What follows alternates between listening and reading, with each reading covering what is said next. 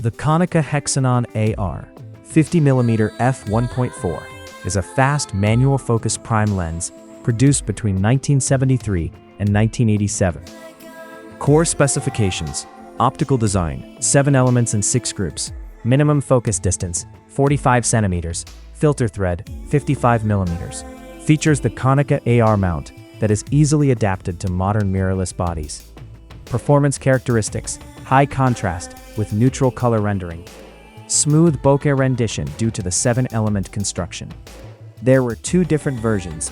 Early versions feature a 6-blade aperture, half-stop click intervals, and weight of 290 grams.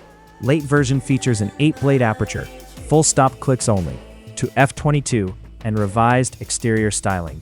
Lighter body weight, at only 265 grams.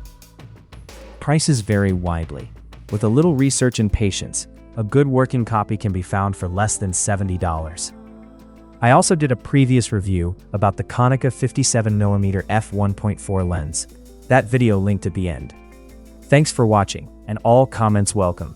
Like, share, and subscribe for new videos each week.